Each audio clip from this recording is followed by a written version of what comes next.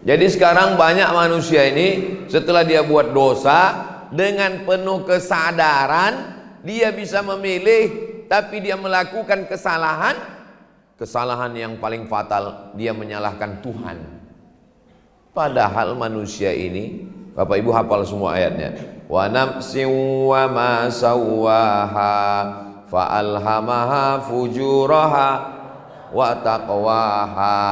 Jiwa dan penciptaannya Allah berikan jalan fujur, jahat, minum, khamar, zina, mabuk, sakau, wa taqwaha, ikhlas, baik, salat, zakat, puasa, sunat, haji. Qad aflaha man zakkaha, beruntunglah orang yang mensucikan dirinya. Wa qad khaba man dassaha, merugilah orang yang mengotori jiwanya. Ada hidup ini yang bisa memilih, dan ada kita terpaksa tak bisa memilih. Misalnya saya ceramah berdiri dengan ceramah duduk, itu memilih atau terpaksa? Terpaksa. Enggak ada orang maksa saya mesti duduk di kursi. Saya tadi masuk, saya ya terserah Ustadz, mau duduk di bawah, mau di kursi, atau mau berdiri. Itu pilihan saya. Kenapa saya tidak duduk di bawah? Karena kalau saya duduk di bawah tak nampak di kamera. Kenapa Ustaz tidak berdiri? Karena kursi sudah disiapkan. Kalau tidak duduk tidak menghormati panitia. Jadi akhirnya saya tidak berdiri, saya tidak duduk di lantai, saya pilih yang pertengahan, duduk di kursi. Artinya hidup ini pilihan.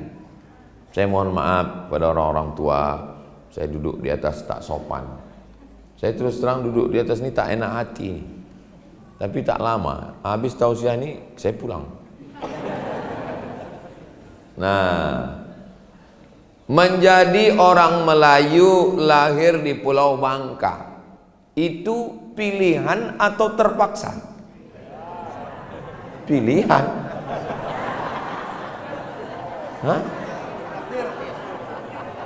Rupanya datang dulu malaikat menunjukkan, mau pilih mana, lahir di Pulau Batam apa di Pulau Bangka, di Pulau Belitung? Enggak ada. Kita terpaksa dengan keterpaksaan takdir.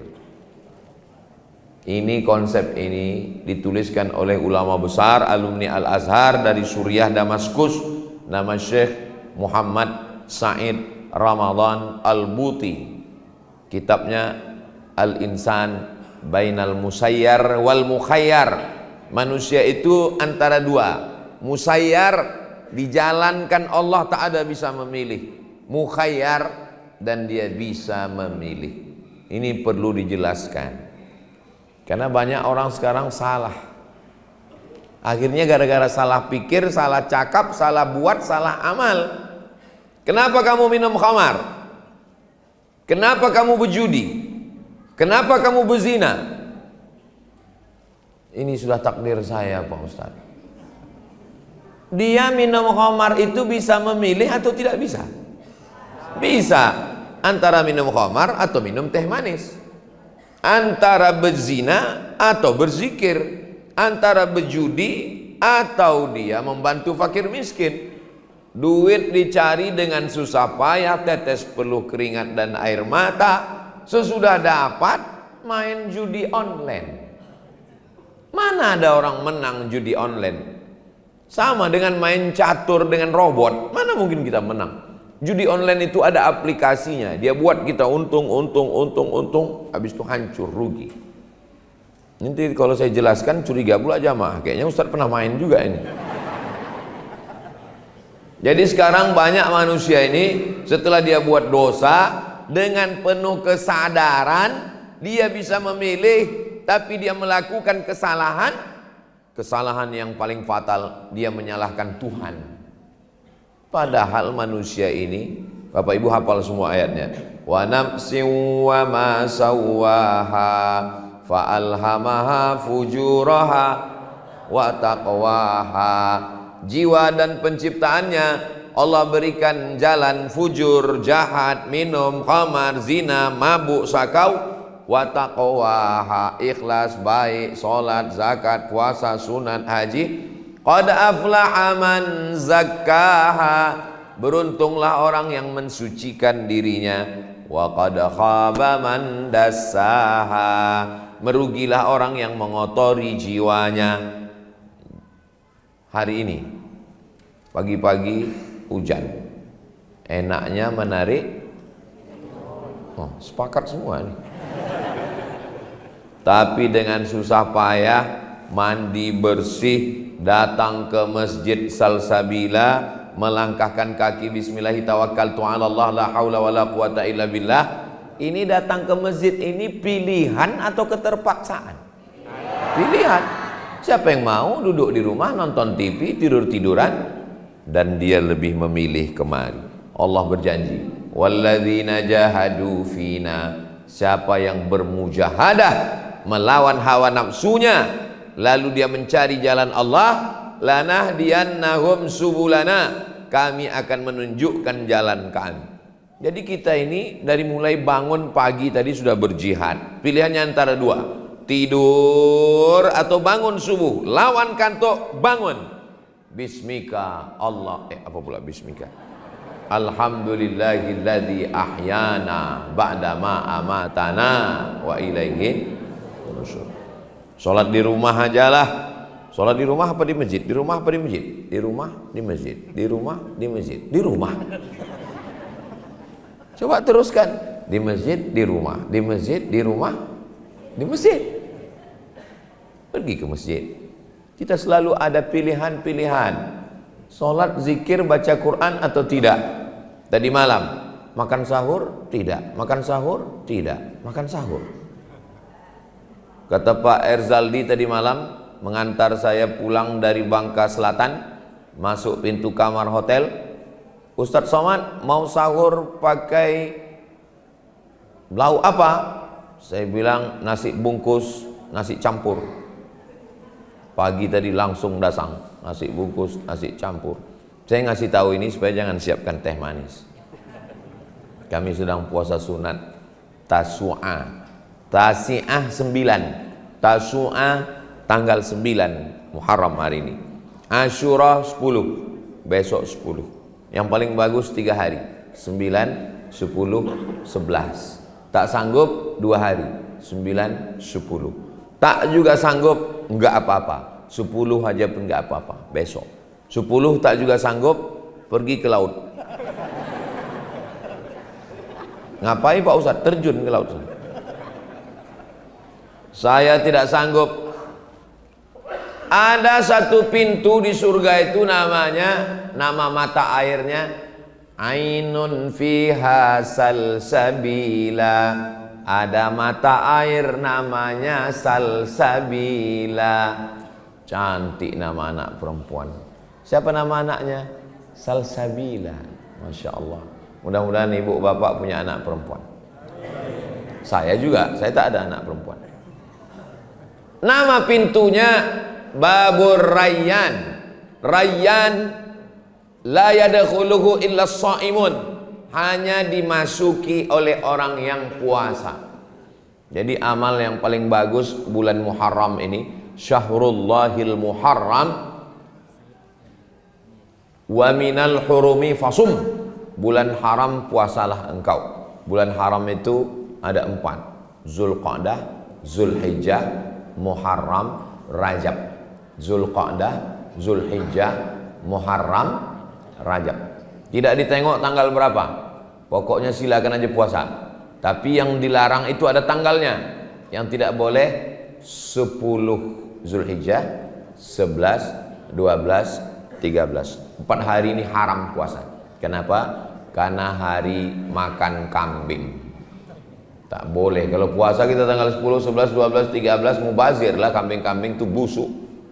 Akhirnya kita habiskan kambing. Bagaimana kambingnya kemarin? Sudah habis? Alhamdulillah. Nah, bagi yang sakit-sakit, ketika kita pergi ke pasar beli apel. Apel Pak Ustadz? Iya apel. Di belakang rumah kita ada jambu, kita petik, bawa letak ke meja makan. Kita belah apel putih, bersih. Kita belah jambu, berulat. Pertanyaannya, kenapa ulat tidak makan apel? Karena apel mahal Pak Ustadz? Bukan. Kenapa ulat tak makan apel? Karena apel disemprot pestisida, sedangkan jambu tak disemprot. Akhirnya ulat makan jambu. Sebetulnya lebih cerdas ulat apa kita? Lebih cerdas ulat. Buktinya ulat tak makan pestisida. Pergi kita ke pasar, tempat jual ikan asin, itu ikan asin yang dikerumuni lalat. Kenapa ikan asin yang di sini tak ada lalat? Rupanya ikan asin ini disiram formalin, pengawet mayat. Lalat tahu, orang tak tahu. Akhirnya dimakannya ikan asin yang pakai pengawet mayat. 2 bulan dimakan langsung jadi mayat. Kita makan buah dengan pestisida. Kita makan ikan asin, ternyata ada formalin masuk ke dalam badan. Badan kita tidak bisa mengolah. Saya makan pisang, kulit pisangnya saya buang ke tanah, kulit pisangnya busuk. Tapi kalau kita minum teh, botolnya plastik, dibuang ke dalam tanah, plastiknya menggumpal 100 tahun tidak busuk. Maka jangan buang plastik ke tanah, jangan buang plastik ke laut. Lagi minum teh es, buang plastiknya ke laut, plastiknya masuk ke dalam. Plastik yang masuk ke dalam itu ditengok oleh ubur, ditengok oleh penyu, ditengok penyu, kura-kura makanannya ubur, ditengoknya ubur-ubur, ini macam ubur-ubur, pas dimakan rupanya plastik. Jangan buang sampah plastik ke laut, jangan buang sampah plastik ke tanah. Sampah plastik mesti dibakar. Adapun nasi, sampah-sampah ikan itu buang ke tanah bagus, jadi pupuk, kompos. Tapi kalau plastik, begitu juga kalau plastik ini masuk ke badan kita, termasuklah ini pengawet, penyedap rasa. Saya sampai sekarang tidak makan makanan yang ada pengawet. Kalau makan tahu goreng habis. Kalau makan ayam goreng habis. Jangan makan ayam cepat saji pakai pengawet, pakai pengenak makanan, menggumpal di dalam badan. Jadi apa dia? Badan kita tidak bisa mengolahnya. Masuk ke badan kita menjadi CANCER. Orang barat menyebutnya cancer. Orang kita payah nyebut cancer. Kenapa? Kanker. Menggumpal dalam badan jadi apa? Jadi kista. Anak SD kena kista. Nggak masuk akal. Kok bisa anak SD kena kista? Rupanya minumnya pengawet, makanannya cepat saji. Anak SD kena diabetes. Loh, anak SD kok bisa kena diabetes? Rupanya minumannya minuman kaleng, minumannya minuman bersoda, minumannya minuman tidak pakai gula. Saya kalau minum teh itu dituangkan gula, memang betul gula. Ini sekarang ada minuman yang manis tapi bukan gula. Apa namanya? Pemanis buatan, bahan kimia. Itu semua racun menggumpal di dalam badan, jadi kanker, jadi tumor, jadi penyakit, jadi kista. Bagaimana cara membuangnya? Dibakar. Itu yang berada di dalam badan kita itu dibakar. Itulah dia kemoterapi. Di kemo. Mudah-mudahan yang sakit-sakit diangkat Allah penyakitnya. Ternyata orang barat menemukan obatnya. Namanya fasting terapi. Terapi fasting. Fasting itu apa? Tidak makan pagi, tidak makan siang, tidak makan malam. Rupanya kalau kita ini tidak makan, badan kita itu memakan diri kita sendiri. Segala kelebihan kolesterol, kelebihan gula, kelebihan penyakit yang ada dalam badan itu dimakan oleh badan kita sendiri. Saya waktu baca terapi fasting dikasih sama jamaah, Ustaz Somad, tengok ini ada iklan terapi fasting. Katanya jangan makan 8 hari dalam sebulan, badan kita sehat. Jangan makan 30 hari dalam setahun, badan kita sehat. Allahu Akbar, subhanallah, masya Allah, tabarakallah. 8 hari dalam sebulan, Senin, Kamis, Senin, Kamis, Senin, Kamis, Senin, Kamis. 30 hari dalam setahun, syahrul Ramadan alladzi unzila fihil Quran. Itu mukjizat Nabi Muhammad sallallahu alaihi wasallam. Banyak orang sekarang jogging pagi-pagi, habis sholat subuh jogging. Oh, jogging kemana Pak? Lari Pak Ustaz. Lari apa? Lari dari kenyataan. Orang jogging itu ada 3 kemungkinan. Yang pertama, mau membakar kalori. Yang kedua, lari dari bini. Yang ketiga, lari dari menghadapi kenyataan. Mudah-mudahan Bapak Ibu tidak termasuk yang itu.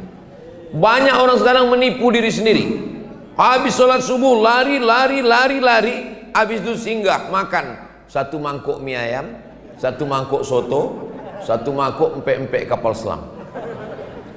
Yang dibakar 1 mangkuk ditambah 3 mangkuk. Skor 3-2. Jadi yang paling bagus adalah puasa. Masih ada kesempatan. Nanti malam makan sahur, puasa Asyura.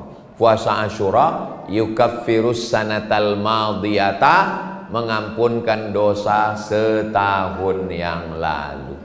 Mudah-mudahan dosa kita setahun yang lalu diampunkan Allah Subhanahu wa taala.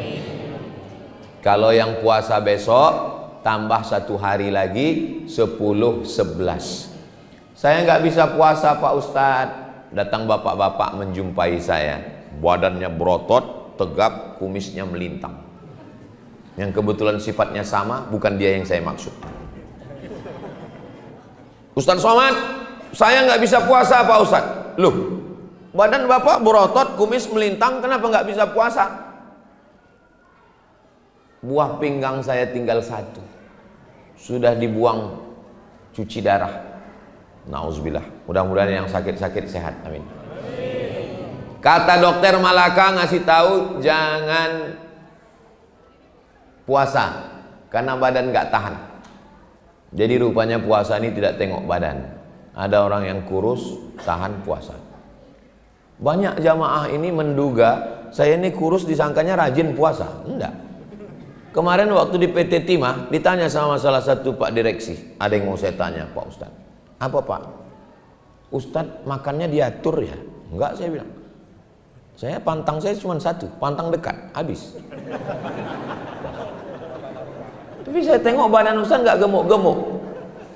Ada dokter di Batam ngasih tahu saya, Ustadz Somad jangan terlalu kurus, Ustadz agak gemuk sedikit katanya. Terus saya bilang, gimana caranya biar nambah berat badan? Ustadz minum SKM, susu kental manis. Pagi 1 gelas, siang 1 gelas, malam 1 gelas, sehari 3 gelas. Saya belilah susu kental manis 90 saset. 1 hari 3 saset. Setelah sebulan saya minum, saya timbang, nggak naik. Telepon, Ustadz Somad sudah minum SKM? Sudah Pak. Berapa nambah? Nggak nambah. Kalau gitu Ustadz terima aja, ini sudah takdir Allah. Jadi saya ini apapun yang saya makan nggak nambah-nambah. Jadi memang ada orang model macam begitu. Tapi ada jenis manusia ini, dia tidak makan, baru nengok aja langsung gemuk. Ada. Jadi sebetulnya yang susah hidup ini bukan gemuk ataupun kurus, bukan. Yang susah itu adalah memikirkan cakap orang. Kurus kita apa kata orang? Menderita kali kau tengok. Gemuk kita apa kata orang? Pertumbuhan itu ke atas bukan ke samping. Mau gemuk mau kurus nggak penting, yang penting sehat bisa ibadah. Itu yang paling penting. Hidup ini 100%, 30% memikirkan perasaan orang, 30% memikirkan cakap orang, 30% memikirkan pujian orang, tinggal 10% itu pun dipotong tidur, makan, kerja, scroll Instagram, Telegram, miligram, kilogram. Lalu yang untuk kita itu mana? Bahagiakan diri. dengan berpuasa sunat. Mudah-mudahan yang bisa hari ini berpuasa sampai maghrib nanti insya Allah. Amin. Ustadz kan puasa sunat hari ini. Iya. Kalau tiba-tiba ada jamaah yang ngajak makan siang, apakah Ustadz terus atau Ustadz batalkan? Ada yang jawab. Faman syaa falyasum. Siapa yang mau meneruskan sampai maghrib, teruskan. Wa man syaa falyuftir. Siapa yang mau membatalkan, silakan batalkan. Kecuali ibu puasa qadha. Misalnya tadi malam niat saya besok puasa qadha, dapat pahala puasa qadha dan dapat pahala puasa sunat, maka dia tidak boleh membatalkan puasa qadha kecuali darurat. Tapi saya yang puasa sunat, misalnya saya diajak bertamu ke rumah, tiba-tiba ibu masak, terus ditanya, Ustadz silakan buka puasa. Saya tengok dulu lauknya. Kalau cuman goreng ayam, nasi kotak, saya teruskan. Tapi kalau dimasakkannya ikan asin sambal belacan, tak usah disebut, menetes saya liur kita. Apa maksudnya? Kalau kita bertamu ke rumah orang, tuan rumahnya puasa, kita jangan tersinggung. Kalau kita bertamu ke rumah orang, tamunya puasa, teh kita tidak diminumnya, kita juga jangan sakit Itulah enaknya kalau kita ngajinya sama-sama ngaji di Salsabila, sama-sama ngaji dengan ustadz guru-guru kita. Kita tidak tersinggung. Tapi kalau ngajinya beda, itu tersinggung dia. Begitu datang tamu, minum pak, minum. Terus kata tamu, saya puasa. Alah, macam masuk surga aja. Begitu juga kalau kita bertamu ke rumah orang. Bertamu kita ke rumah orang, disiapkannya makanan, disiapkannya minuman. Terus dia bilang, minum pak, silakan. Bapak enggak minum, saya puasa. Aduh, enggak enak lah kami. Kalau saya justru misalnya saya bertamu ke rumah bapak, saya enggak puasa, bapak puasa. Mohon maaf ya Pak Ustadz, silakan habiskan, saya puasa. Bagus, jatah saya kan banyak. Begitu juga kalau saya tuan rumah, pas sudah saya siapkan, saya suruh dia, makan pak, minum. Dia enggak mau minum, bagus, tak habis teh botol saya. Jadi menjaga hati itu penting, tapi menjaga hati berdasarkan hati tanpa ilmu hampa kosong, apalagi hanya menurutkan perasaan suuzon. Tapi kalau dia berdasarkan ilmu, kau puasa alhamdulillah, kau tak puasa pun tak masalah. Begitu juga dengan puasa kita hari ini dan puasa besok insya Allah. Selanjutnya adalah kalau tidak bisa puasa macam mana Pak Ustadz? Memperbanyak solat sunat. Idza dakhala ahadukumul masjid, kalau kamu masuk masjid, fala yajlis, jangan duduk, hatta yusolli raka'ataini, sampai solat sunat 2 rakaat. Namanya solat tahiyatul masjid. Ustadz Somad mengatakan tahiyatul masjid, tapi tadi kami tengok Ustadz langsung masuk langsung duduk. Saya ada wudhu tadi sebelum di hotel, sebelum kemari saya berwudhu. Nanti ke masjid saya tahiyatul masjid lah. Pas sampai di sini langsung disuruh duduk.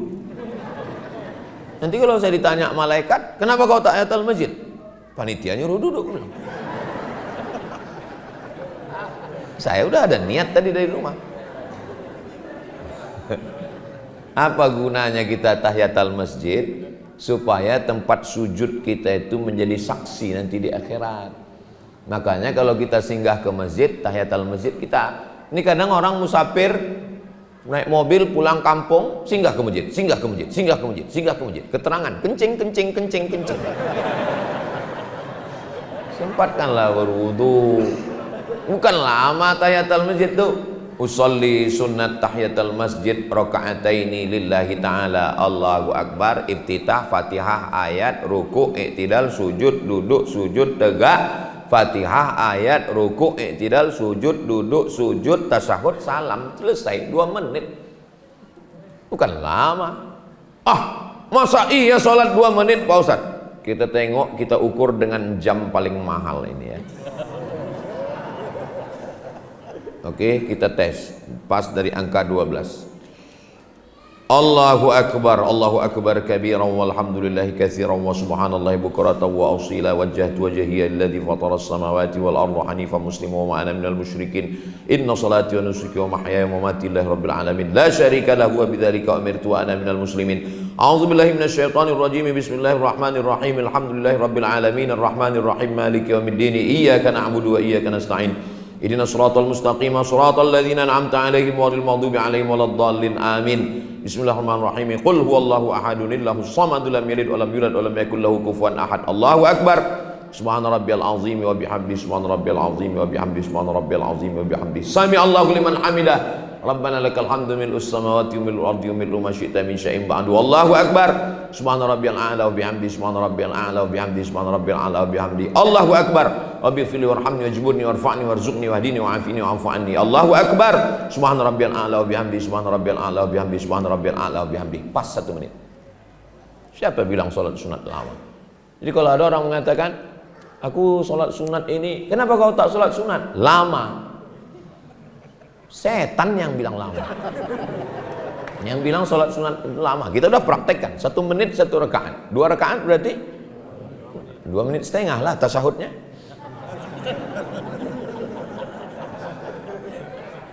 Qabliyah subuh jangan sampai tinggal. Qabliyah subuh.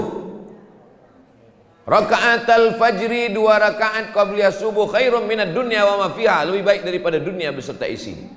Yang paling kaya bukan konglomerat. Yang paling kaya bukan Bill Gates. Yang paling kaya adalah orang yang tadi 2 rakaat qabliyah subuh. Yang paling miskin bukan asnaf zakat. Yang paling miskin adalah yang tadi tidak qabliyah subuh. Ustadz, bagaimana kalau saya bangunnya jam 5.30? Orang sudah sholat subuh di masjid. Bangun jam 5.30. Jangan langsung sholat subuh. Tetap qabliyah subuh. Kalau saya bangun jam 8 Pak Ustadz? Nyari gara-gara itu namanya. Itu bukan nanya itu. Membangkitkan setan Ustadz itu. Andai terlambat bangun tetap qabliyah subuh. Mana dalilnya? Dalilnya Nabi musafir. Musafir mereka tertidur di atas pasir. Sampai akhirnya mereka terbangun karena dhau'is syamsi, karena panas matahari. Terbangun, Nabi suruh Bilal azan. Allahu akbar, Allahu akbar. Habis itu mereka tetap qabliyah subuh. Qabliyah subuh diqadha. Tiba-tiba masuk ke dalam masjid, qomat. Allahu akbar, Allahu akbar. Asyhadu an la ilaha illallah. Langsung kita sholat subuh. Aduh, aku belum qabliyah subuh. Maka qabliyah subuhnya dilaksanakan setelah sholat subuh. Tapi jangan dibuat di masjid, karena tak ada ba'diyah subuh. Kalau dibuat di masjid, nanti tegak berdiri, jamaah berbisik. Siapa itu? ISIS. Aliran sesat. Buatlah qabliyah subuh itu diqadha di rumah. Qabliyah subuh, apa lagi?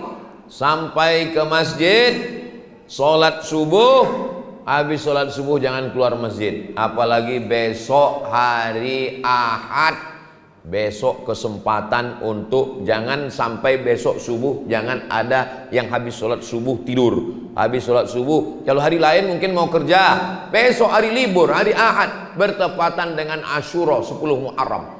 Bertepatan, besok habis sholat subuh ngaji di masjid. Man sholat subuha fi jama'atin, siapa yang sholat subuh berjamaah, summa qa'ada yadhkurullah, habis sholat subuh duduk berzikir pengajian sampai terbit matahari. Setelah itu sholat sunat 2 rakaat, namanya sholat sunat isyraq. Nama waktunya syuruq, nama sholatnya isyraq. Nama waktunya syuruq, nama sholatnya isyraq. Soalnya banyak yang salah. Nah, Bapak Ibu, kita sholat syuruq. Pas dikasih tahu, salah Pak, nama waktunya yang syuruq, nama sholatnya isyraq. Enggak apa-apa, yang penting sholat. Daripada enggak sholat, ya, kalau salah itu ya terima aja, enggak usah merengkel, enggak usah ngelawan. Usolli sunnatal isyraq raka'ataini lillahi ta'ala. Ayatnya Pak Ustaz, ayatnya Pak Ustaz, macam banyak aja hafalan. Ya kul wallah itulah, apalagi. Enggak ada sholat sunat itu disuruh ayat itu ayat ini. Faqra'u ma tayassara minal Qur'an. Baca apa yang mudah bagimu dari Al-Quran. Kalau saya sudah sholat sunat isyraq, ya, terus kan masih ada waktu kosong duha, apa boleh saya sholat duha? Boleh. Berapa rakaat? Yusalli arba'a raka'atin thumma yazidu ma sya'a. Nabi sholat 4 rakaat, 2 rakaat 1 salam, 2 rakaat 1 salam, thumma yazidu ma sya'a. Kemudian dia tambah sesukanya. Sholat duha tak ada batasan. 2 rakaat, 4 rakaat, 6 rakaat, 8 rakaat, 12 rakaat. Makanya ada orang yang sholat sunat. Sholat sunat badan sehat. Yang ngasih tahu sehat bukan saya, dokter spesialis tulang. SPOT, spesialis objin ortopedi. Objin itu kandungan. SPOT, spesialis ortopedi tulang. Jadi kebetulan ada satu profesor spesialis tulang ngomong ke saya, Ustaz Somad, kalau kita makan dari mana? Dari mulut. Kalau kulit makan dari mana? Dari pori-pori, kan ada lubang-lubang. Kalau tulang makan dari mana? Ya tengok dulu, tulang Nasution, Hasibuan, Sregar. Tulang Pak Ustadz, tulang. Kalau tulang tuh makannya dari mana? Ya nggak tahu, kok nanya saya. Tulang itu makannya dari bergerak. Karena tulang tak ada pori-porinya. Kata dokter tuh ngomong ke saya, tulang itu Ustadz makannya dari bergerak. Begitu Pak dokter bilang tulang makan dari bergerak, Allahu Akbar, subhanallah, masya Allah, tabarakallah. Ternyata kita kalau sholat sunat tulang kita bergerak. Allahu Akbar, sami Allahu liman hamidah. Allahu Akbar, sami Allahu liman hamidah. Tulang leher, assalamualaikum. Tahiyatul masjid, assalamualaikum warahmatullah, assalamualaikum warahmatullah. Salat qabliyah subuh, assalamualaikum warahmatullah, assalamualaikum warahmatullah. Salat isyraq, assalamualaikum warahmatullah, assalamualaikum warahmatullah. Makanya tulang leher badan sehat. Itu Pak Ustaz, ada orang nggak sholat lehernya sehat. Kenapa? Senam paling seminggu sekali. Di laman-laman kantor, teng. Itu pun banyak orang tidak senam. Kenapa? Matanya cuma nengok instruktur senam pakai celana sempit, berkedip-kedip. Di dalam badan yang sehat terdapat otak yang sakit. Orang sholat badannya sehat. Kenapa? Karena tulang-tulangnya itu bergerak semua, tulang-tulang sendinya, kaki-kakinya. Saya ini Pak Ustadz udah sholat. Kenapa kata Ustadz Somad kalau sholat tulang kita sehat? Kenapa saya sholat kok saya sakit?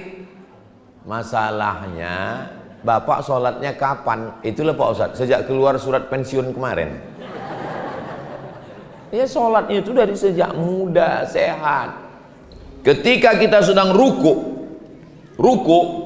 itu ruku lutut tak boleh ditekuk. Ketika sedang ruku lututnya dipaksa, dan ketika ruku dipaksa terasa belakang lutut itu mengalir darah karena dia tegang. Subhana rabbiyal azim wa bihamdi, subhana rabbiyal azim wa bihamdi, subhana rabbiyal azim. Sami Allahu liman hamidah. Jantung letaknya di sini. Ini jantung. 2 jari di bawah berdegup dan berdetak. Itu kalau jantung yang normal. Kalau jantung yang tak normal, biasanya jantung ini tidak normal disebabkan oleh 2, jatuh cinta sama jatuh tempo. Makanya jangan banyak kredit, sakit jantung. Kenapa si fulan meninggal? Jantungan. Nah, jantung ini gunanya menyemburkan darah. Darah yang ada di badan kita ini bergerak, bisa bergerak. Dia kenapa? Karena jantung menyemburkan. Darah dari jantung ini naiknya kemana? Naiknya ke otak. Otak ini kalau kurang dapat darah, itu dia tak bisa bercakap, tak bisa. Stroke ringan. Mudah-mudahan yang sakit diangkat Allah penyakit. Ada saudara saya terjadi penyumbatan. Penyumbatan darah itu saluran paralonnya itu, jangan bayangkan macam mesin sanyo. Bayangkan mesinnya dihidupkan, tapi pipanya dijepit, bam, pecah pembuluh darah. Kenapa tersumbat? Karena pipanya kecil, airnya kental, maka dimakan pil pencair darah. Apa yang membuat darah itu menjadi kental? Yang membuat darah menjadi kental ada dua. Yang pertama, minyak. Makan kambing ada minyak, makan santan ada minyak. Maka hindari makanan yang berminyak-minyak, goreng, gorengan. Nah, macam penyuluhan kesehatan puskesmas pula sekarang. Yang kedua, yang menyebabkan darah ini kental adalah gula. Coba ambil gula, masukkan ke kuali, letakkan di atas kompor, aduk sampai cair, letakkan sendok, biarkan dingin. Setelah itu angkat sendoknya, ikut sama kualinya sekali. Kental. Maka kalau mau darahnya cair, jangan minum gula, jangan makan santan, yang bening-bening saja. Maka saya kalau mau pulang, istri saya nanya, ini nanti mau makan apa? Tolong masakkan sayur bening, sebening hatiku padamu. Ibu-ibu ini mesti dibahagiakan, Pak. Kalau kita belum bisa membahagiakan mereka dengan emas permata, paling tidak bahagiakanlah mereka dengan kata-kata. Betul, Bu? Saya hanya menyuarakan hati mereka. Kadang laki-laki ini sudahlah pelit duit, pelit cakap pula. Cukuplah pelit duit aja, betul, Bu? Rasa unjuk rasa sekarang. Ini Ustaz mengajar begini, ini dapatnya dari motivator mana nih? Motivator kita adalah Sayyidina Muhammad sallallahu alaihi wasallam. Ini mimbar Nabi. Ini mihrab Nabi. Rumah Nabi di sebelah kiri. Jarak dari mimbar Nabi ke dinding rumah Nabi itu 22 meter. Disitulah kamar Nabi. Mudah-mudahan panjang umur kita bisa ke Taman Raudhah insyaallah. Ini di Masjid Salsabila ini udah rasa-rasa Taman Raudhah ini, karena karpetnya hijau. Cuman nggak Raudhah kali. Nabi waktu itu sedang iktikaf. Nabi selesai jadi imam iktikaf, lalu Nabi pergi ke pinggir, ke tepi. Pintu itu kamar Nabi. Nabi mengulurkan kepalanya. Diulurkan di kepalanya. Kenapa Nabi tidak masuk ke dalam? Karena kalau Nabi masuk ke kamarnya, iktikafnya batal. Dia tak mau membatalkan iktikafnya. Badannya tetap di dalam. Kenapa Sayyidatuna Aisyah, nama istri Nabi Aisyah, kenapa Aisyah tidak masuk ke masjid? Aisyah maaf cakap sedang haid, tak boleh masuk masjid. Nabi di dalam masjid, Aisyah di dalam kamar. Dan Nabi mengulurkan kepalanya untuk disisir oleh Aisyah. Sekarang saya tanya, kapan bapak terakhir minta sisirkan sama ibu? Saya terakhir disisirkan 10 tahun yang lalu Pak Ustaz, sebelum botak. Jadi ikut sunnah Nabi itu bukan sekedar bersolawat, tapi juga bagaimana? Apa kata Nabi? Khairukum, orang paling baik di antara kamu adalah khairukum li ahli. Orang yang paling baik di antara kamu, orang yang paling baik kepada istrinya. Wa ana khairukum li ahli, aku orang paling baik kepada istriku, kata Nabi sallallahu alaihi wasallam. Nabi tak pernah manggil nama. Tak pernah manggil nama. Ya Aisyah, tak pernah. Apa kata Nabi? Ya Humaira. Humaira artinya orang yang kulitnya putih, kalau kena matahari kemerah-merahan. Jadi Pak Ustadz, boleh kami panggil istri kami ya Humaira? Ya, apa pula salahnya? Tapi dia tak putih. Ya, menyenangkan hati dia.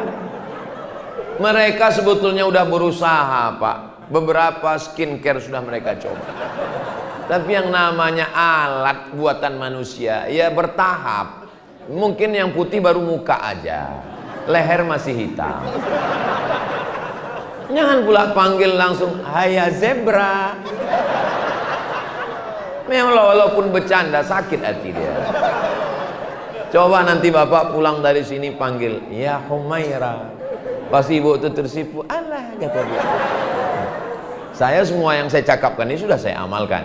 Nah, saya minta sisir sudah, saya panggil ya Humaira sudah. Ini kadang laki-laki ini bercanda tapi menikam sakit ke hati. Galah patah boleh disambung, kaca retak boleh direkat, hati yang sakit kemana obat akan dicari. Kadang laki-laki ini bercanda tapi nyelekit ke ujung tangkai jantung paling dalam. Pulang-pulang ya Hajar Aswad. Nah, jadi kalau kita sholat, ini kan jantung ini berat ini. Jantung ini menyemburkan darah dari jantung ini naik ke otak ini berat, mendaki ke atas. Tapi ketika kita sholat, jantungnya istirahat. Kenapa? Ketika berdiri jantung di bawah, otak di atas. Tapi ketika kita sedang sholat, sujud, jantungnya di atas, otaknya di bawah. Tapi Pak Ustadz, suami saya jantungnya di atas, otaknya di bawah. Janganlah gitu, Bu. Kalaupun suami Ibu tak berotak, janganlah dicakapkan. Bilang aja sama dia, Bang, ini ku belikan abang sepiring. Apa nih? Otak-otak. Supaya abang jangan kuat-kuat. Jantung kita di atas, otak kita di bawah. Itu maka disuruh sujud lama.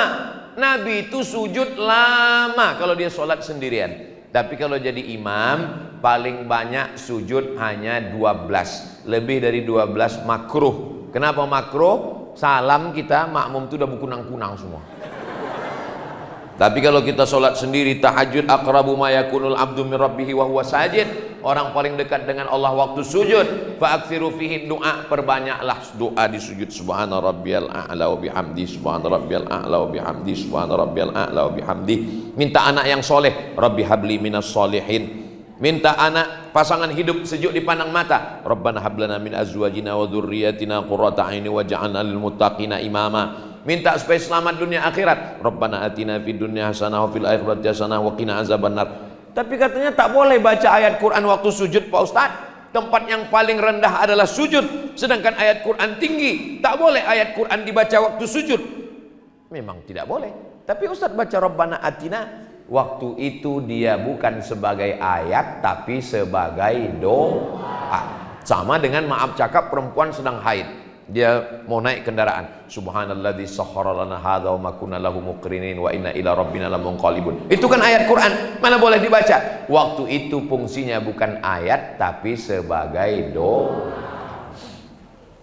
Ini yang fikih-fikih yang saya sampaikan ini, ingat baik-baik, mana tahu nanti ditanya anak bisa kita jawab. Kalau lupa, caranya gini. Kalau lupa, mama, kok kita tadi naik mobil subhanalladzi sakhkhara lana hadza, tapi itu kan ayat Quran. Perempuan haid tak boleh baca ayat. Pokoknya udah dijelaskan Ustaz Somad dulu. Udah gitu aja. Mana tahu lupa kan. Kalau dia nanya lagi, terus penjelasannya gimana, Mak? Jangan banyak tanya. Banyak tanya itu Yahudi Israel. Begitu cara menghilangkan kepikunan kita. Nah, jadi orang yang banyak sholat sunat itu bagus sekali. Rakaat man shalla isnatai asyarata rakaat, siapa yang sholat 12 rakaat fil yaumi wal lailah, sehari semalam, bunyalahu bihinna baitun fil jannah, dibangunkan satu tempat di surga. Sholat 12 rakaat. Yang 12 rakaat itu namanya rawatib muakkad. Kita hitung sama-sama ya. 2 rakaat sebelum subuh, 4 rakaat sebelum zuhur, 2 rakaat setelah zuhur, 2 rakaat setelah maghrib, 2 rakaat setelah isya. Kita ulang sekali lagi. 2 rakaat sebelum subuh, 4 rakaat sebelum zuhur, 2 rakaat setelah zuhur, 2 rakaat setelah maghrib, 2 rakaat setelah isya. Yang 4 rakaat sebelum zuhur itu tetap 2 rakaat 1 salam, 2 rakaat 1 salam. Siapa yang istiqomah, dibangunkan Allah satu tempat di surga. Mudah-mudahan kita punya banyak tempat di surga, insya Allah. Banyak orang bangga. Ustaz tahu itu villa siapa? Enggak, villa bupati Pak Ustaz. Ustaz tahu itu rumah siapa? Rumah pejabat Pak Ustaz. Itu tahu itu tempat siapa? Punya dia Pak Ustaz. Kita insya Allah di dunia memang tak kaya, tapi insya Allah di akhirat pun belum juga ada. Insya Allah di akhirat kita siapkan dengan solat-solat Banyak orang ini ketika ditanya, kenapa kau tak solat sunat? Solat sunat dikerjakan berpahala, tidak dikerjakan tidak apa-apa. Inilah yang membuat orang tidak solat sunat. Coba tolong dirubah. Solat sunat dikerjakan berpahala, tidak dikerjakan mana tahu bisa jadi apa-apa. Nah, jadi kita tetap solat sunat. Solat sunat malam kalau bangun malam, yang pertama solat sunat wudu, habis wudu usolli sunnatal wudu. Setelah itu solat sunat taubat.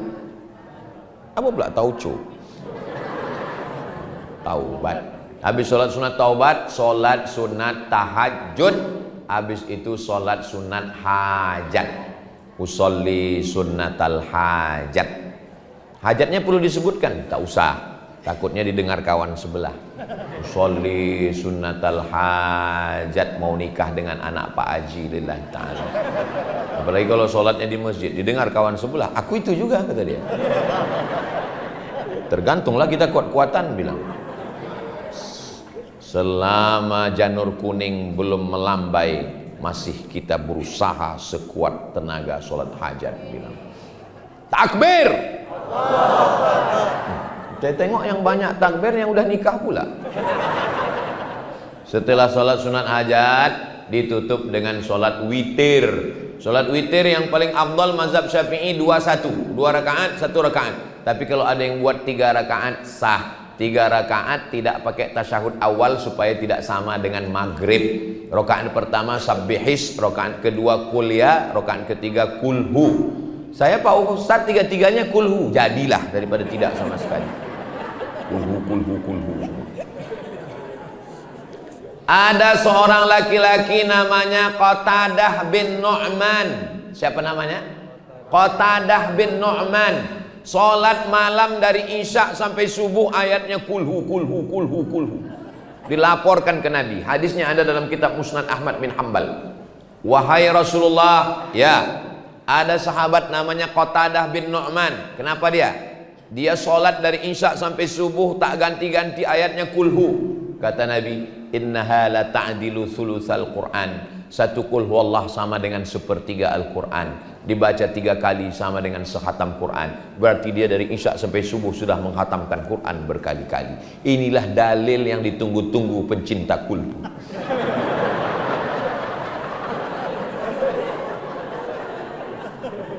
Bapak yang selama ini kalau dibangunkan ibu tahajud malam ayatnya kulhu.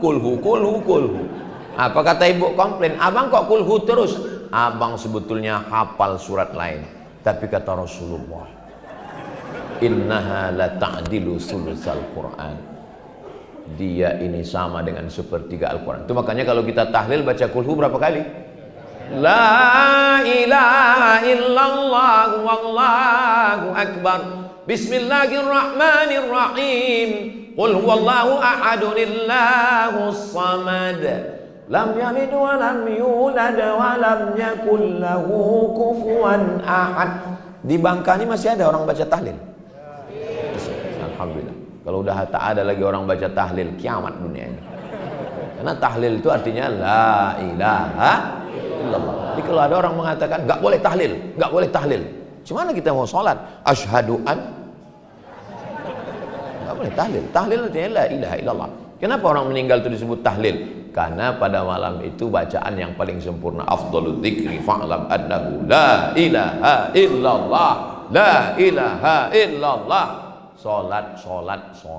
Saya Pak Ustadz sholatnya nggak bisa berdiri di awal saja. Baca iftitah, fatihah, ayat. Habis itu pas ruku sama sujud duduk di kursi. Duduk di kursi. Ruku, Allahu Akbar. Sami Allah liman hamidah. Sujud lebih rendah. Allah, jangan rendah kali, telangkup nanti. Suami jangan dibiarkan di rumah sendirian depan TV sakit, bawa ke masjid. Bang, abang dulu waktu muda tak pernah ke masjid kan? Nah, sekarang ayo ke masjid. Malaikat maut udah dekat bang. Bapak kalau terasa sakit jangan gengsi, jangan malu, datang ke masjid. Di Mesir itu disediakan. Dulu waktu saya ke Mesir, waktu saya masih kuliah di Mesir, di sebelah kanan 3 kursi, di sebelah kiri 3 kursi. Dulu begitu. 2017 saya datang lagi ke Mesir. Ternyata tidak ada lagi kursi di kanan, tak ada lagi di kursi. Di mana? Di belakang dibuatkan satu baris. Orang sakit jangan biarkan di rumah. Ini banyak kadang ibu bapak malu. Orang sakit itu bawa ke masjid supaya dia bangkit semangatnya, sehat, dia didoakan orang. Dibiarkan di rumah nonton TV, nonton tinju, kalah yang dia dukung, mati dia. Dia suka Mike Tyson. Tiba-tiba Mike Tyson kalah kemarin. Tengoknya Mike Tyson kalah, mati dia. Mike Tyson hidup, dia mati.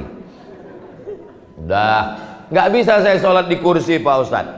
Sholat di atas kasur, miring ke kiblat, kepala di utara, kaki di selatan, miring ke kiblat. Tak bisa miring Pak Ustadz karena kena ini terjepit, saraf terjepit. Sholat terlentang pakai kedip mata. Allahu Akbar, Sami Allahu liman hamidah. Allahu Akbar. Sholat pakai kedip mata. Tidak gugur sholat walaupun sedang sakit. Makanya kalau pergi ke rumah sakit menjenguk orang sakit jangan bawa jeruk, karena jeruknya dimakan orang sehat. Kalau jenguk orang sakit bawakan debu. Ambil debu, cium dulu, jangan bawa tai kucing. Letakkan ke koran, ajarkan tayang, tepuk sekali, hembus, sapu ke muka. Buka cincin, buka gelang, buka rantai, buka jam tangan. Jangan letakkan di meja, nanti lupa hilang. Dah, tepukkan ke koran debu tadi. Tuh, setelah tepuk tangan. Tuh, habis itu hembuskan. Disapukan ke muka. Debunya, ini tengok debu. Yang ini di pangkal kepala, yang ini di ujung. Cara menyapunya begini. Jadi bukan debu itu diambil. Tengok baik-baik. Debunya begini. Ini. Dah. Lalu tepuk lagi untuk tangan. Hembuskan. Baru debunya dibagi 3. 1, 2, 3. Yang ini untuk bawah. Yang ini untuk dalam. Yang ini ke sini. Yang ini ke bawah. Yang ini ke sini. Dah, cukup. Tidak pakai kumur-kumur.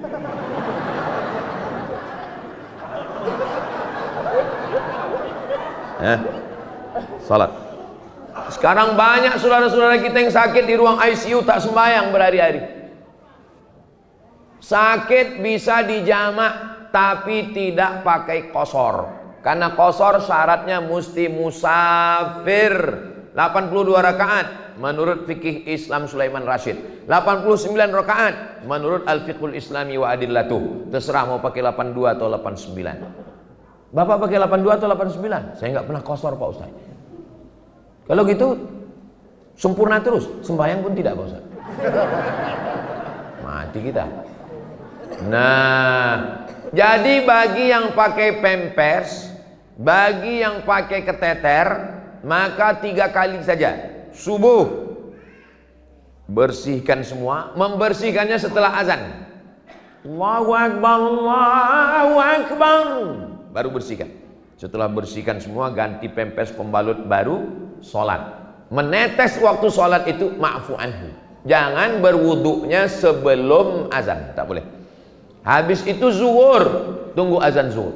Allahu Akbar, Allahu Akbar. Bersihkan. Setelah bersihkan, pakai pempers, sholat zuhur 4 rakaat, sholat asar 4 rakaat, jamak takdim. Nanti malamnya jangan di maghrib, di isya supaya pas mau tidur malam. Jam-jam 9 pas mau tidur, masuk waktu isya, sholat isyanya 4 rakaat, sholat maghribnya 3 rakaat, Karena darurat tingkat tinggi. Ini bagi yang sakit yang memang susah. Jangan demam puyuh jamak sikit. Sikit jamak. Nanti saya yang kena azabnya di akhirat. Terus ditanya, kenapa kau jamak? Kata Ustaz Somad, sakit berat, susah, payah, jelimet, ribet, payah. Ketika bapak sedang dalam keadaan sakit, pakai keteter, pakai pampers, kira-kira yang datang memakaikan itu kawan atau bini? Tuh ngaku bini. Mana kawan ngopi, kawan kongko kemarin? Mana? Kawan mancing kemarin mana? Kawan itu cuman kawan ketawa, Pak. Tapi kalau sedang bersusah, siapa yang menolong kita? Ini kadang orang ini kalau pergi ke rumah makan yang diajak, pas giliran tumpah jusnya, tenang bro, kita pesan satu lagi. Tapi kalau bini yang menumpang, mana biji mata gitu. Padahal waktu sedang pakai keteter, sudah pakai pampers yang mencebokkan, mereka inilah, betul Bu? Alhamdulillah dulu waktu sehat orangnya baik. Maka waktu di rumah sakit itu apa kata istrinya? Sabar ya bang ya, ini bubur ayam, sabar bang, tak sampai hari Jumat selesai nih bang, insyaallah. Coba kalau bapak dulu sombong, angkuh, mentang-mentang punya duit banyak, mentang-mentang kaya, mentang-mentang bapak yang megang duit semua, oh petantang-petenteng, begitu sakit apa kata bini? Sakit tak mati-mati. Pas giliran tamu datang, abang sehat ya bang? Saya sehat. Begitu tamu pergi, mana surat tanah? Kira-kira yang saya cakapkan ini bisa terjadi atau tidak? Bisa kata mereka. Saya pula yang cemas jadinya. Kalau sembahyang duduk tak bisa, berbaring tak bisa, berkedip pun tak bisa, tayamum tak bisa, cuman lah Pak Ustadz, kita sembahyangkan. Lapor ke Pak Imam biar kita sembahyangkan. Nah, saya puasa tak bisa Pak Ustadz karena sakit mah akut, osus sudah dipotong. Sholat sunat pun tak bisa Pak Ustadz, sakit semuanya sudah tak bisa Pak Ustadz. Bersodakoh. Makanya dulu waktu kecil datanglah makcik saya membawa, namanya di kampung saya ada namanya bubur Asyura. Di Bangka ada bubur Asyura. Kacang hijau, kacang merah, kacang segala macam, pakai santan, bubur Asyura. Kau selalu disebut meniti elir bubur Asyura. Kemarin saya ceramah di Kelantan, habis dari Kelantan Terengganu, habis dari Terengganu ke Pahang, habis dari Pahang ke Kuala Lumpur. Pas di Terengganu dikasih kue. Ustadz boleh ke makan kue ini? Kue apa nih Pak Cik? Ini namanya kue suwo. Kue suwo. Kue suwo ini dari apa Pak Cik? Kue suwo ini dari Asyura. Oh, saya makan lah. Gimana rasanya Ustadz? Amazing. Kenapa rasa-rasa dia macam ada manis tapi dia ada pahit-pahit, ada masin sikit? Ini daging lembu, daging kerbau dicampur dengan gula merah. Oh, rasanya sedap. Susah diungkapkan dengan kata-kata. Jadi, rupanya kita semenanjung tradisi bersedekah di bulan Asyura itu sudah terbiasa. Maka bersedekah. Siapkan makanan. Saya tak kaya Pak Ustadz. Idza tabakhta, kalau kau memasak, fa'akfir ma'aha, banyakkan kuahnya. Kalau tak sanggup ngasih daging, banyakkan kuahnya. Tapi jangan gara-gara ini kuah semua. Jangan sampai besok semua anak yatim pas makan kuah. Pas ditanya, kenapa kuah? Kata Ustaz Somad. Dulu di Pulau Bangka ini orang bersedekah daging semua. Sejak Ustaz Somad ceramah kuah semua. Sedekah. Yang paling bagus itu kita mengantarkan makanan ke rumah dia.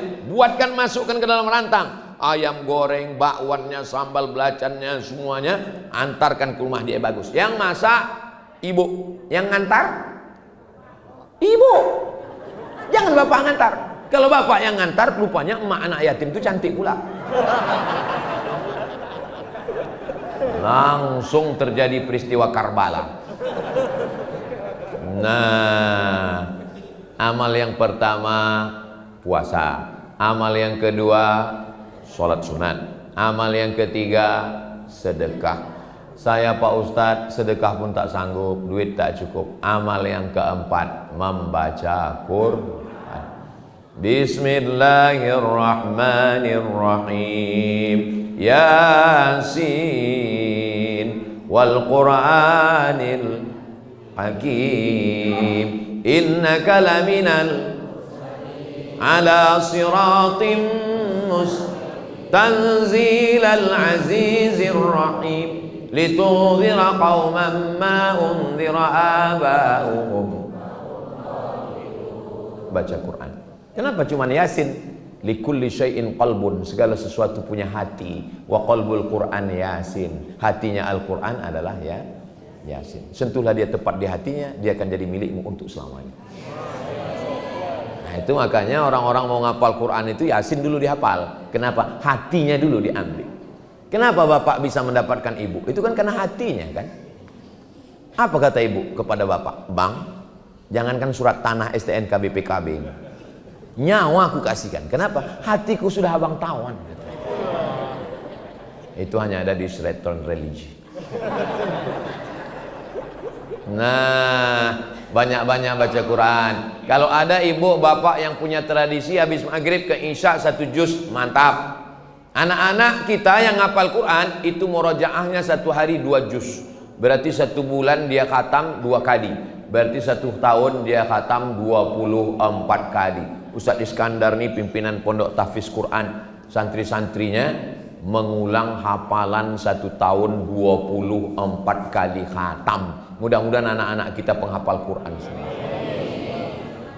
Saya baca Quran pun tak bisa Pak Ustadz. Asal saya tengok Quran titik batu bercabang 3 Pak Ustadz. Itulah orang yang baca Yasin itu tak jelas pangkalnya, ujung-ujungnya terjaun fayakun. Dah.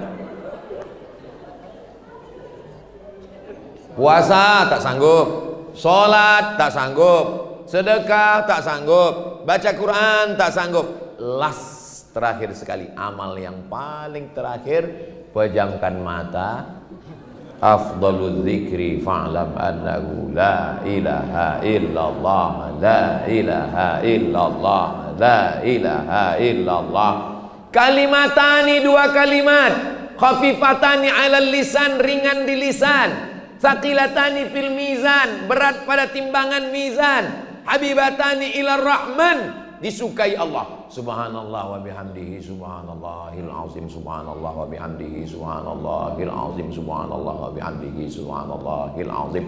Man lazimal istighfar, siapa yang memperbanyak istighfar, ja'alallahu lahu min kulli dhiqin makhraja, segala kesempitannya diberikan jalan keluar. Wa min kulli hammin faraja, segala kesusahannya diberikan kelapangan. Wa razaqahu min haitsu la yahtasib, diberi rezeki dari jalan yang tak disangka-sangka. Astaghfirullah Rabbal baraya, astaghfirullah minal khataya, Rabbi zidni ilman nafi'a wa wafiqni amalan salihah. Saya nggak bisa istighfar pakai nyanyi-nyanyi gitu Pak Ustadz, nggak usah pakai nyanyi. Astaghfirullahaladzim alladzi la ilaha illa huwal hayyul qayyum wa atubu ilaih. Astaghfirullahaladzim. Saya istighfar kalau kuat nggak khusyuk Pak Ustadz, nggak usah kuat dalam hati.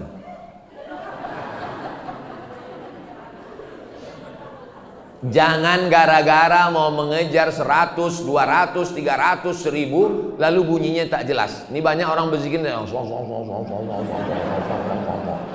macam dapat bakwan panas. Allah.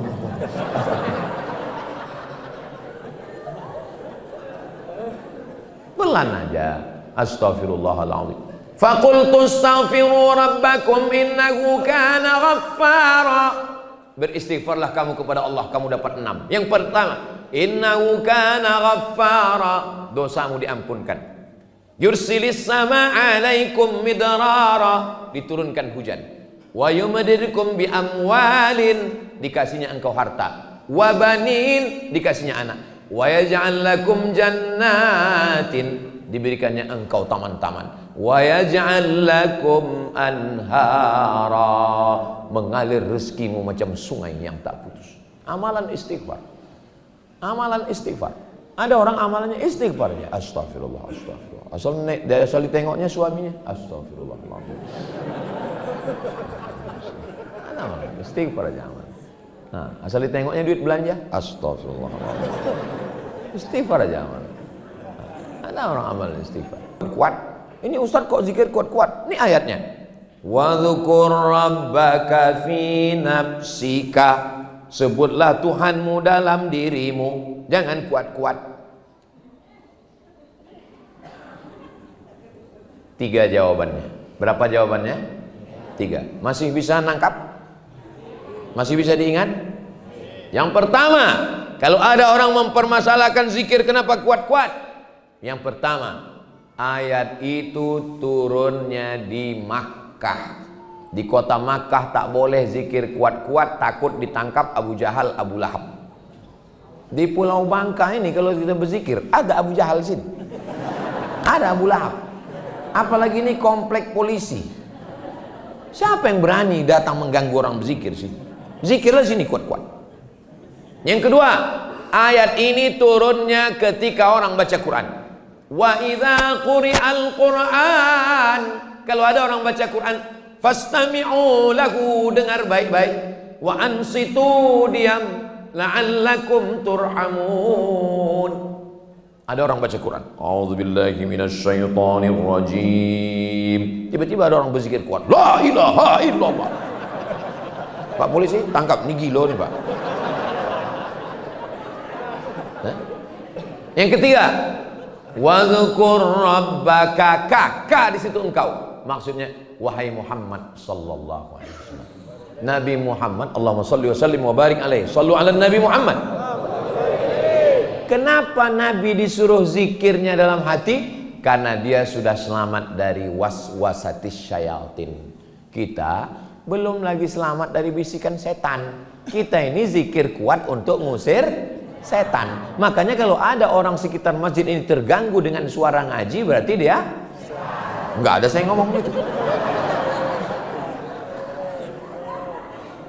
Allahu Akbar, Allahu Akbar. Ketika azan berkumandang, setan itu lari terbirit-birit, wa alaiha duratun, sampai terkentut-kentut. Hadisnya sahih dalam Sahih Bukhari. Itu dalil bahwa zikir yang kuat menghalau setan. Itulah kenapa orang tua-tua dulu kalau mau membuka hutan itu biasanya berzikir beramai-ramai. Afdalu zikri fa'lam annahu la ilaha illallah, la ilaha illallah, untuk mengusir hantu yang ada di situ. Makanya mana tahu nanti suami ibu diganggu pelakor, mana tahu. Mana tahu. Mudah-mudahan insyaallah selamat semua insyaallah. Amin. Ini pelakor-pelakor ini biasanya pakai pelet, dimasukkannya ke air minum. Nah, dimakannya pinang muda. Tahu pinang muda? Pinang muda itu dikupas sebesar ini bijinya, dimakan, ditelan bulat-bulat. Besok pagi keluar bulat-bulat. Waktu dia keluar bulat-bulat, dikikiskan ke dalam kopi. Itulah diminum suami ibu sehingga dia tak bisa lupa sama pelakor itu. Itu cara mengusir hantunya itu, ibu zikirkan ke telinganya, la ilaha illallah. Lari semua penyakit-penyakit. Mana tahu, mungkin sekarang tidak, tapi kalau terjadi nanti ibu ingat ini. Bisa ibu ingat? Bapak juga begitu. Mana tahu istri bapak cantik. Ini kan kita ini beriman kepada takdir baik dan takdir buruk. Bapak menikah dengan dia, itu bagi dia adalah, dia itu takdir baik, tapi bapak bagi dia takdir. Maka setiap kali berjumpa sama orang, ditanya orang, itu suaminya, ini anaknya, alhamdulillah. Itu suaminya, innalillah. Rupanya dia diganggu orang, dipelet orang gara-gara cantik. Makanya kalau punya istri yang cantik, bagus dipasangkan cadar. Karena yang menikmati kita sendiri. Tapi kalau nggak cantik kali nggak apa-apa, buka aja. Mau kalian tengok lah. Ini tengok orang dipelet orang dia apa pusing. Nanti ingat zikir ini. Dimakannya orang kalau udah kena pelet itu Pak, nauzubillah, makan bakso dia nampak wajah laki-laki itu di bakso itu.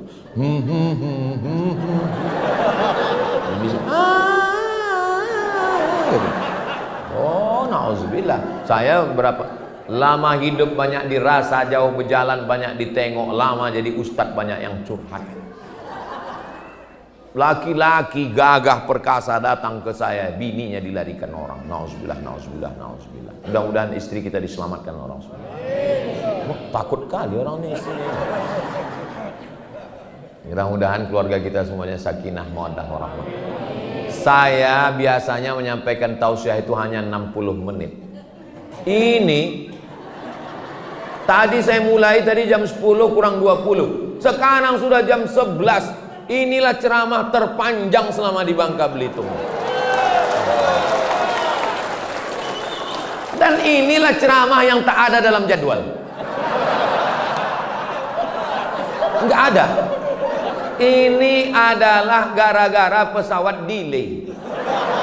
Ustadz Somad, kata Ustadz Kemas Ali, pesawat kita delay. Terus gimana? Jadi kita diminta untuk ceramah di masjid di komplek polisi katanya. Saya bilang ini kalau nggak kita isi kena tilang kita nanti. Lah saya bilang ayolah paling kultum aja cukup lah itu. Paling kultum aja selesai kuliah 7 menit, habis itu kita cabut. Kita kan punya alasan, kita sedang ditunggu pesawat kan. Rupanya sampai 1 jam lebih saya ceramah.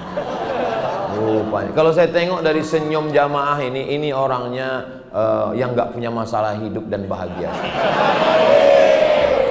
Ustaz tahu dari mana? Dari senyumnya yang lepas juga. Orang kalau sedang susah hati, setengah mati kita mancingnya pakai pantun, pakai apa, nggak keluar. Paling senyum sedikit-sedikit. Masya Allah, tabarakallah. Sini dulu nak, siapa namanya? Berdiri sini, berdiri dekat Ustaz sini. Berdiri sini. Oh sini. Bisa pula anak kecil fokus mendengar ceramah selama 1 jam 20 menit. Masya Allah. Siapa namanya? Siapa namanya? Hah? Zahir. Zain artinya perhiasan. Dialah perhiasan ibu ayahnya di surga jannah. Siapa namanya nak? Zanim. Masya Allah. Apa arti Zanim itu? Rupanya Zanim ini pengurus Nahdlatul Ulama. Masya Allah. Mudah-mudahan anak kita jadi anak-anak yang soleh dan soleha. Masya Allah. Udah diambilkan foto kami? Udah. Tolong cetak sebesar pintu nanti. Duduk balik nak. Duduk. Mudah-mudahan kita semua selalu dalam istiqomah kebaikan. Keluarga kita sakinah, mawaddah, warahmah. Anak kita soleh dan solehah. Ala hazihin niyah al-fatihah.